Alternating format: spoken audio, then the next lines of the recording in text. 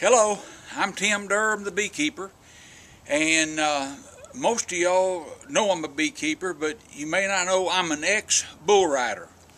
And when I was about 19 years old, I was working in a shoe store, Lloyd's shoe store in Fort Smith, Arkansas, and my best friend, he run in the store very excited and asked me did I want to ride a bull. Well, you know, young men do foolish things. And so my inclination was yes. And he said, well, when you get off work at 6 o'clock, drive up to Springdale, Arkansas. That's about 40 miles away. And back then, 40 miles was a long ways. And so I did. And when I pulled into the parking area, the parking attendant, wanted to charge me. Well, we didn't have no money back then. You know what I mean, extra money. And I told him, I said, I'm going to ride a bull. I shouldn't have to pay. He said, well, he stuck his head in the window. He said, you don't look like no bull rider to me. And, I didn't. I'm a shoe salesman. And I said, well, I am. I'm going to ride a bull. He said, well, you pay me, and if I see you ride the bull, you come back and I'll give you money back. I said, well, that's fair enough. So I drive on in there. Now, understand, I have never rode a cow in my life. I always like to claim I'm a country boy, but I ain't. I'm a city slicker, and I've never rode a cow, let alone a Brahma Bull.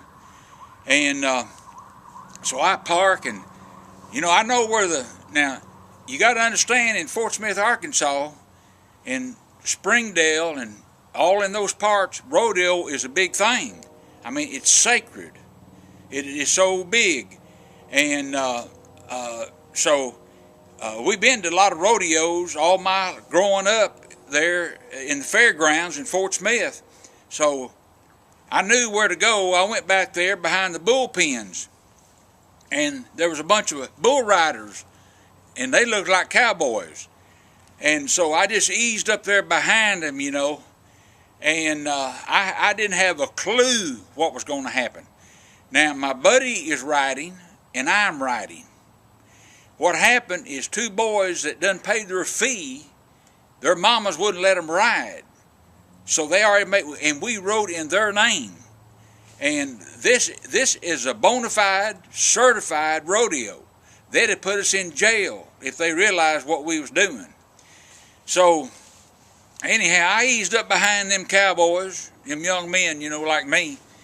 And, man, I had, you got to be a fast learner. And I was nervous, I'll tell you I was. And so this cowboy man, he said, well, we're going to draw straws. See who goes first, second, third, whatever. And there was about a dozen of us.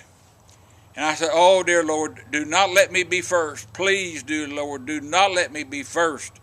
So I can watch. Well, I was about fourth.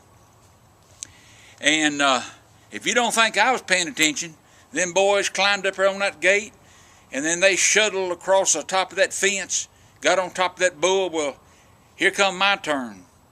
Well, I climbed that fence, and that bull's in a pen there, and he's mad, man.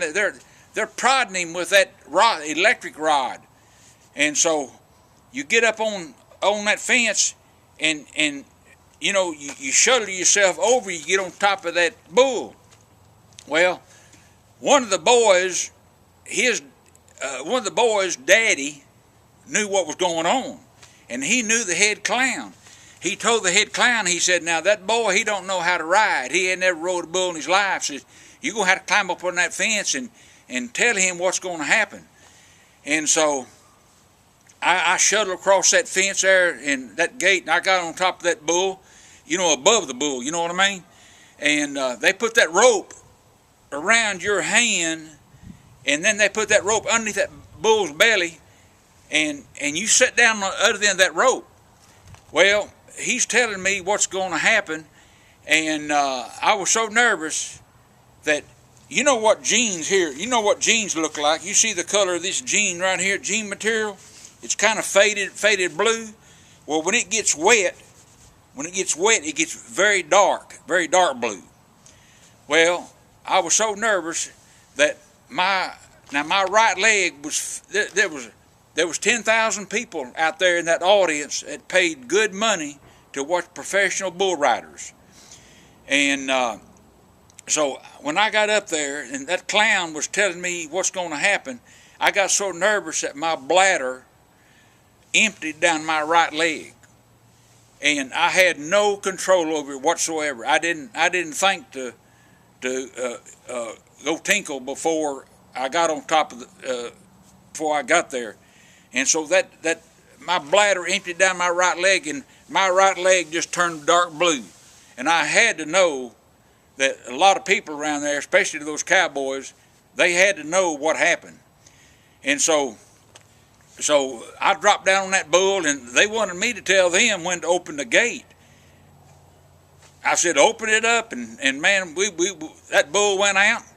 That bull went up, and I went up with it, and that bull went straight ahead, and I hit the ground. Now, I did not win a prize, but that was an experience. And actually, when I hit the ground, they was a hollering, get up, and I was stunned. I was kind of petrified, and that bull done turned around and was scratching the ground and snorting, and he was coming to get a piece of me, and they kept hollering, get up.